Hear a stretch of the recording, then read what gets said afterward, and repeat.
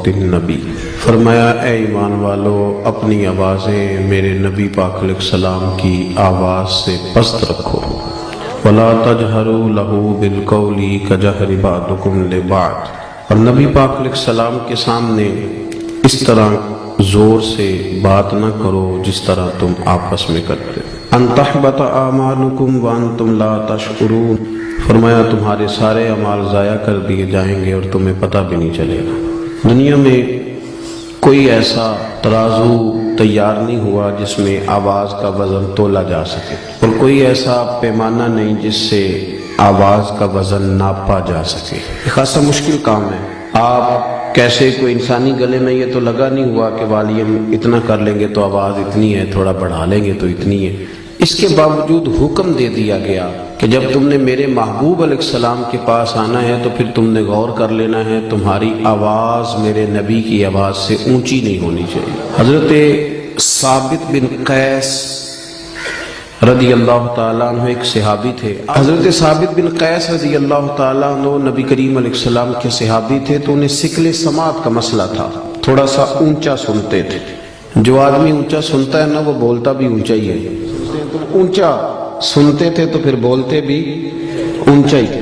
تو چونکہ ذرا اونچا بولتے تھے تو اب آپ اس بات کو سمجھ لیں، اس شان نزول کی روشنی میں اس آیت کو سمجھیں کہ وہ جان بوجھ کے اونچا نہیں بولتے تھے، مجبور تھے، مجبوراً اونچا بولتے تھے، لیکن رب کریم کو یہ ادا بھی پسند نہیں آئی۔ فرمایا مجبوری جتنی بھی ہو میرے نبی کا ادب قائم رکھنا ہے، ادب تم نے قائم رکھنا ہے۔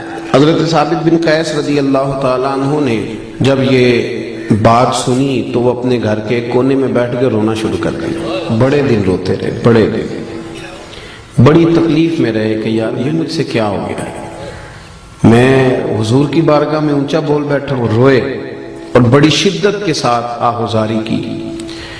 جب 2-3 دن تشریف نہ لائے، حاضر نہ ہوئے، تو اللہ کے رسول صلی اللہ علیہ وسلم نے ان کے محلے کے لوگوں سے، صحابہ سے فرمایا کہ ثابت نہیں آ رہے۔ عرض کی حضور وہ تو روتے رہتے ہیں سارا دن اور بڑے پریشان ہیں۔ حضور نے فرمایا جاؤ کوئی اسے جا کے کہو کہ تجھے تیرے رسول نے بلایا ہے، جاؤ جا کے کہو کہ تجھے حضور نے تے جے محبوب بلاوے ایک دم تے پھر سر نو پیر بنائیے، او سر منگے تے سر دے دئیے تے کدے بھی دیر نہ لائیے، تے یار دا کدے بھی گلا نہ کریے، پاواں سہک دئی مر جائیے، آزم یا تے لائیے نہ، جے لائیے تے پھر توڑ نبھائیے۔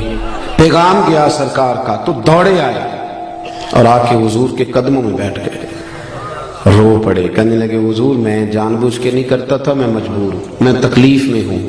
میرے رسول اللہ علیہ وسلم نے کہا اٹھ ذرا میرے گلے سے لا، اور فرمایا اگر تو میرا اتنا اکرام کرتا ہے، اتنی تعظیم کرتا ہے تو پھر سن، اللہ تجھے 3 نعمتیں عطا کرے گا۔ وہ جو بے ادبی کرنے والے تھے ان سے کہا ان تحبط اعمالکم، تمہارے اعمال ضائع ہو جائیں گے، اور ادب کرنے والوں سے کیا کہا؟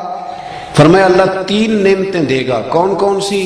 حضور فرمانے لگے رب تجھے عزت والی زندگی عطا کرے گا، اور رب تجھے شہادت کی موت دے گا، اور قیامت کے دن بغیر حساب کتاب جنت